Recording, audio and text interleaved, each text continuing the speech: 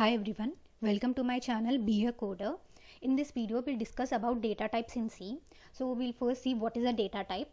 A data type represents type of data stored in the variables.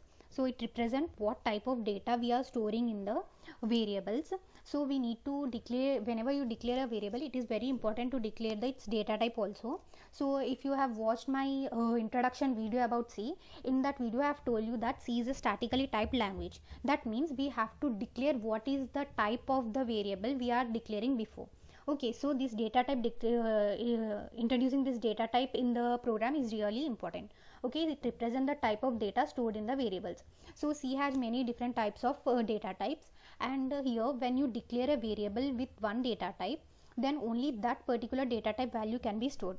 So this point means, see, here I have given you an example where I have declared it as int a. So here int is a data type, a is a variable. Okay, now in this a variable you can only store the integer data type only.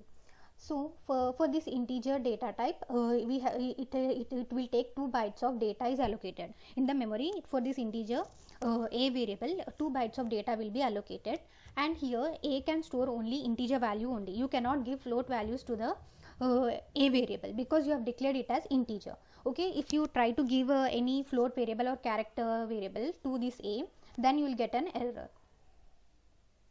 Now we'll see what are types of data types. So there are 3 types of data types in C: primitive data types, user defined data types, derived data types. Now we'll see in detail what are these data types.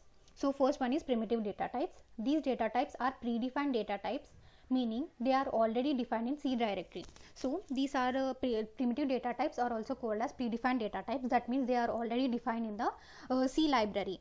Okay, now these primitive data types are divided into integer, float, character, void. So these comes under primitive data types. So what are the data types that come under primitive data types? They are integer, float, character and void.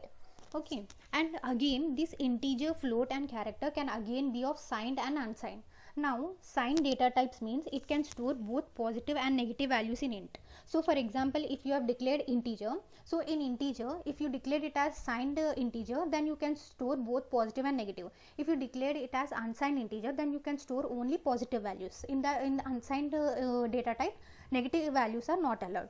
Okay, now in detail we'll see what is integer data type. So integer data type, it is declared as int. So it stores integer values, that is non-decimal numeric values. So decimal values are not stored in integer. Okay, and in a 32-bit compiler size of an integer, it is 2 bytes. So in 32-bit compiler, the integer size is of 2 bytes. In capacity, integer data type can be divided as short and long. So in terms of capacity, the integer data type can be further divided into short and long. And for integer data type, we use a format specifier, that is %d or %i.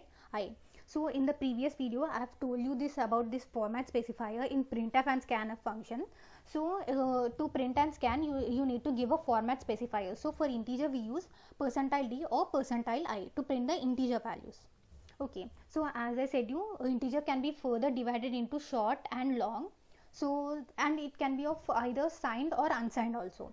So signed integer, it is of size 2 bytes or 4 bytes in a 32-bit compiler. It depends on the compiler also, which compiler you are using. So it is of 2 byte or a 4 byte. The range is from 32,768 to 32,767. Okay, and unsigned integer is again of same size, and it ranges from 0 to 65,535. Now how you are getting these values? In the sense, we all know that 1 byte is equals to 8 bits, right? 1 byte is equals to 8 bits. Now here it is of 2 bytes. So now the value will be like 2 to the power 16. Okay, so this 2 byte is in the form of 2 to the power 16. So these 2 to the power 16, when you calculate it, so its value will be 65,535. So actually it is 2 to the power 16 value is 65,536. Since you are including 0 also, so it is up to 65,535. So these values can be stored in unsigned integer. Okay, this is again short. As I told you, in terms of capacity it is divided into short and long.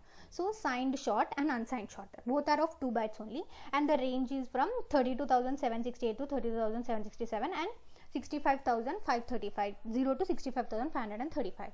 Okay, Now again, signed long int, unsigned long int, these both are of 4 bytes, and these are those ranges. Okay, so whenever you calculate 2 to the power 4 bytes, in the sense you will get bigger value. So this is the range of this signed long int and unsigned long int. Okay, now we'll see what is a floating point data type. Floating point data type, it is declared as float. Okay, it is used to store the decimal numeric values, so you can store the decimal values in the floating point. In a 32-bit compiler, 4 bytes of memory is allocated to float data type. So when you consider a 32-bit compiler, the memory allocated to float is 4 bytes. And in terms of capacity, again float can be divided into double and long. So as integer is divided into short and long, so again this float also can be divided into double and long double. So you can see here, float, it is of 4 byte, and precision here it is 6 decimal places. So what is this precision? Here I have declared, see, the number of digits stored after the decimal point is called precision. So whenever you declare in a decimal values, the number of digits after the decimal point is called as precision. So if you want the floating number to be more accurate and more precise, you can further divide it into double and long double. So here, when the accuracy of the float is not sufficient, then double and long double can be used.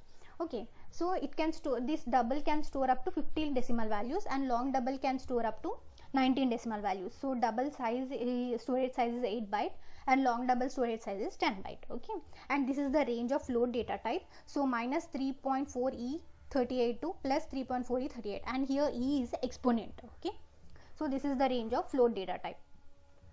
Now we'll see character data type. So character data type is declared as char. So it is used to store the character values, that is A, B, C, and you can also store the this character values. Whatever the character values are there, you can store in character data type. It is of 1 byte. So this character data type is of 1 byte, and percentile C is the format specifier for the character data type. So percentile C is the format specifier used for the character data type. So here character data type is signed char and unsigned char.